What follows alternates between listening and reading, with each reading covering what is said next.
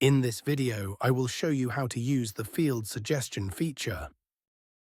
This feature can be used if you have already imported some data to your master data company.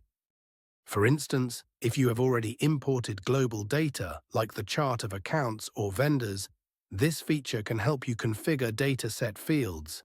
It can also help you learn which fields are used in the system, if you decide that data should be synchronized by the transactional company. Open the Datasets page. Open the data set you want to configure, then choose Line and Fields. The Suggest Fields action is available on the Dataset Fields page. Use the Suggest Fields action.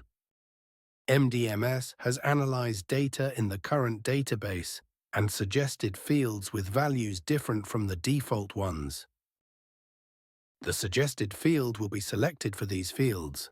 You can review them and adjust the suggestions. For instance, the unit price field should not be synchronized. After reviewing system suggestions and adjusting them as needed, you can use the Enable Suggested action.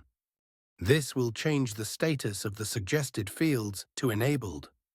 This feature can speed up the dataset configuration process and help you assess which fields should be considered as global fields.